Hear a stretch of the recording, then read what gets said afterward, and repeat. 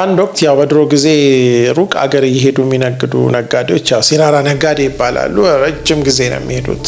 አንዳንድ ጊዜ 3 አመት 2 አመት ሁሉ ቆይተው ይመጣሉ እና የነጋዴ የተሳካለት ነጋዴ ነበር። ቤቱ ከከረመ በኋላ ወደ ሌላ የንግድ ጉዞ ከመሄዱ በፊት አንዳንድ ሀሳቦችን እቃዎችን ይሰበስባል። ብዙ እቃ ይዞ ይሄዳል። ከዛ ደግሞ ሌላ እቃ ይዞ ይመጣል ያው እንደምታውቁት እና ግን ለመንገዱ የሚሆን ምክሮችን፣ ሀሳቦችን፣ ጸሎትን ይጠይቃል እና አንድ ጊዜ ቤቱ ቡና እየጠጡ እያለ አንድ በጣም የሚገርም ጠቢብ ሰው አለ ተብሎ የዚህን ጠቢብ ሰው ሀሳብ ማግኘት ከቻልክ በንግድ ላይ ይጠቅምሃል ተባለ እና ታዲያ ምን ችግር አለ ሲል አይ ሰውየው ምክሩ ጥሩ ነው ግን ዋጋው በጣም ውድ ነው ይሉታል እና ታዲያ ጥሩ ምክር ከሆነ ቢከፈልስ ምን አለበት ለቃን ከፍል የለ ለጥሩ ምክር ቢከፈል ብሎ አድራሻውን ሰጥተውት ይሄዳል እና ተራው ደርሶ እንደገባ የመጣበትን ጉዳይ ማንነቱን ከተናገረ በኋላ ምክር ፈልጌ ነው ሲል ምን ያህል ምክር ነው የምትፈልገው ሲባል አይ እንደው እስኪ ልስማ ብሎ በልቦ አንድ ምክር ካገኘው ይበቃኛል እስኪ አንድ ልስማ መጀመሪያ ይላል። ከዛ ሂሳብ በመጀመሪያ ነው የሚከፈለው ይለዋል። ምን ችግር አለ ስንት ነው ሲል 1 ሚሊዮን ብር ሲል ሰውየው በጣም ደነገጠ። ለምክር ነው ሚሊዮን ብር የምከፍለው ሲል ወንድሜ ከፈለክ ከፍለ መመከር ትችላለህ፣ ካልፈለክ ደግሞ ሌላ ተረኛ እንዲገባ ቦታውን ብትለቅ ይለዋል። ነገሩ በጣም አስገርሞት ከከረጢቱ የተባለውን ገንዘብ አውጥቶ ከፍሎ በጣም ምክሩን ለማግኘት ሰፋ ደልቀቅ ብሎ ቁጭ ይላል። ከዛ መካሪው ሰውዬ አቋራጭ መንገድ አትውሰድ ይለዋል። እሺ ጥሩ ሀሳብ ነው፣ እሺ ምክርን ንገረኝ ሲል በቃ አለቀ እሱ ነው ምክሩ ሲል በጣም ተናደደ። ይሄንማ አውቀዋለሁ ሲል ካወቅ እኮ ታዲያ ለምን እዚህ ትመጣለህ አለው። እና ታዲያ ይሄ ብቻ ነው 1 ሚሊዮን ብር የከፈልኩት? አዎ 1 ሚሊዮን ብር ይሄ ነው ይለዋል። ከዛ በዚህ ጉዳይ ላይ ተናዶ እሺ ትንሽ ምክር ጨምርልኝ ሲል አይ ሌላ ምክር ከፈለክ ደግሞ መክፈል አለብህ። ምን ያህል ነው የምከፍለው? 1 ሚሊዮን ብር። ተናዶ ሊወጣልና ቆይ እዚህን ሰውዬ ጉዱና ያለው ብሎ እንደገና 1 ሚሊዮን ብር ይከፍላል እና መጥቶ ቁጭ ብሎ ምክሩን ሊቀበል ሲል እሺ ምክሩ ምንድን ነው? ሌላ ሚሊዮን ብር ከፍያለሁ ሲለው በማገባ አትግባ ይለዋል። እኮ አልገባም ሲል በቃ ምክሩ እሱ ነው።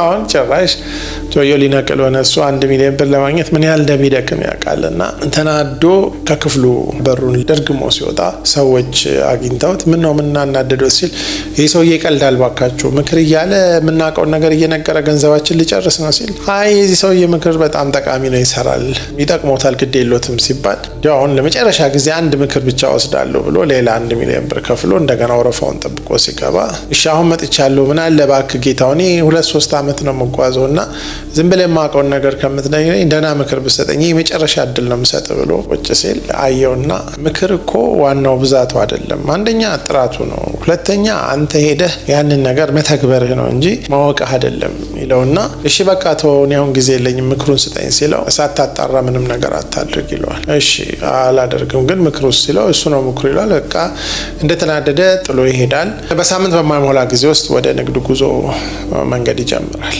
እና ብዙ እየሄደ እያለ ነጋዴዎች የሚያልፉበት አንድ የሚፈራ ስፍራ አካባቢ ሲደርስ ከማለፉ በፊት ብዙ ሰዎች ግርግር ፈጥረው አይቶ ምንድነው ነገሩ ሲላቸው አይ አንድ በጣም ጥሩ ሀብት ተገኝቷል እና ሰው ሳያመልጠው ለመግዛት በተለመደው መንገድ ሳይሆን በዚህ በጫካ ውስጥ እየሄደ ነው እና እኛም ወደዛው ልንሄድ ነው ሲሉት እሱም ለመሄድ ሲንቀሳቀስ አቋራጭ መንገድ አትውሰድ የሚለውን ምክር ትዝ አለው። ቢያንስ ገንዘቤን ያወጣውበት ምክር ነው ብሎ እሱ በተለመደው መንገድ ሲሄድ ሰው ሁሉ እየቀደመው በዛ መንገድ ሄዶ ዞሮ ሲደርስ ያ ሀሳብ ውሸት እንደሆነና በዛ መንገድ ሄድን ሰዎች ሁሉ ሽፍቶች እንደገደሏቸው ሲሰማ ህይወቱን ያ ምክር እንዳተረፈለት አውቆ በጣም ስሜቱ ተነክቶ እንደገና መንገዱን ሄዶ አንድ ስፍራ ሲደርስ ይመሽበታል እና ማደሪያ ስላልነበረ የተለመደው የሚያድርበትን ቦታ በሳት ተቃጥሎ ነበርና ሲፈልግ አንድ መብራት ያለበት ቤት ከሩቅ አያው ማታ ስለሆነ ወደዛ ሲደርስ ሲያንኳኳ አንድ በጣም የሚያምሩ ጺማቸው የተንጀረገገ ደስ የሚሉ ሰው ወጥተው ምን ፈልገህ ነው ወዳጄ ሲል አይ የመሸበት እንግዳ ነኝ መሽቶብኝ ነውና ብታሳድሩኝ ብዬ ነው ይላቸዋል። ከዛ ያስገቡታል። ቤት እንደገቡ ትንሽ ከተጫወቱ በኋላ እራት ይቀርባል። ራት ከቀረበ በኋላ ባለቤትየው ከጓዳ ሲወጡ በጣም የሚያስፈሩ ሴትዮ ናቸው። ትልቅ ጺም አላቸው። በጣም አጭር ሰው ናቸው። አይናቸው ያስፈራል እና ባለቤቴን አተዋወቃት ሲላቸው እጅ ነስቶ ሰላምታ ካላቸው በኋላ ነገሩ እየከነከነው እየበላ ያለ ከራት በኋላ ሴትዮዋ ተሰናብተው ሲወጡ ዶርሶን የመሰለ ሰው እንዲህ አውሬ የሚመስሉ ሴትዮ ለምን አገቡ? እሱ እንዲህ ጥሩ ሰው እና ሴትዮዋ ደግሞ በጣም ነጫጫም ስለሆኑ ልምከረው ይህን ሰውዬ ብሎ ከዛ ሁለተኛው ምክር ትዝ አለው። በማያገባ አትግባ የሚለው አሁንም ጥርሱን ነክሶ ቢያንስ ከፍዬበታለሁ ብሎ ጸጥ ብሎ መኝታውን አሳዩት። አደረ። ከዛ ጠዋት ቁርስ ተበልቶ ከመሰናበቱ በፊትና አንድ ነገር ላሳይ ብለው ወደ ጓሮ ይዘውት ሄዱ። ከዛ ጓሮ ሲያይ የሰው አጽም ተከምሯል። አንዳንዱ ገና በቅርብ የሞተ ሰው ነው። እና ይሄ ሁሉ ሰው ምን እንደሆነ ታውቃለህ? እንዳንተ ማታ መጥተው መሽቶባቸው አስተናግጃቸው መጨረሻ ላይ የምወዳትን ባለቤቴን እንድፈታ እሷ ላይ ክፉ ቃል ሲናገሩ ያው ደግ ላረገለት ክፉ የሚናገር ሰው እዳው ሞት ነው እና የመጀመሪያው ሰው ነው ከዚህ ቤት ሳትገደል ይወጣ ሲሉት ይሄ 1 ሚሊዮን ብር እውነትም አተረፈኝ ብሎ ስራውን ጨራርሶ ከ3 አመት በኋላ ሲመለስ ወደ ሰፈሩ እየቀረበ እያለ ትልቅ ድግስ አለና እሱ ወደ ሰፈሩ እየቀረበ ሲመጣ ሰዎች መጥተው ምንድነው የድግስ ሲላቸው የእርሶ ራሶት ባለቤት ዛሬ ሰርጋቸውን ያገባሉ ሲል በጣም ተናዱ።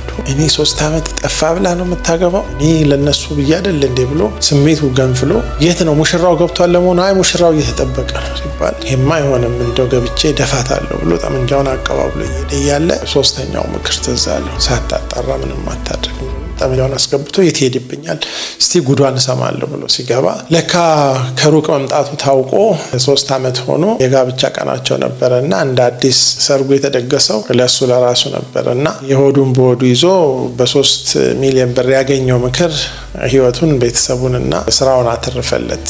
እንግዲህ በገንዘቡ ከዚህ የተሻለ ምን ሊገዛበት ይችል ነበር? እነዚህ ጥበቦች በጣም ትንሽ ምክር ነው የሚመስሉት። አቋራጭ አለመውሰድ፣ በማያገባን አለመግባት፣ ሳናጣራ ምንም አለማድረግ። አሁን ባለንበት የሶሻል ሚዲያ ዘመን እና በብዙ ነገሮች ወሬ በሚበዛበት ዘመን እና ሰዎች ቶሎ መክበር በሚፈልጉበት ጊዜ ከነዚህ ከሶስቱ ውጪ ህይወታችንን እያከሰረ ያለ ምን ነገር አለ?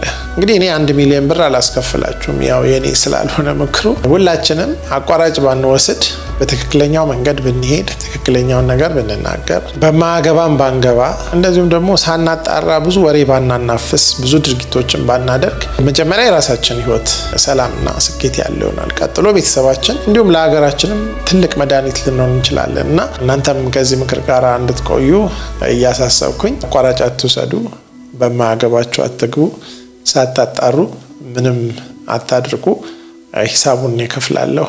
በሰላም ቆይ።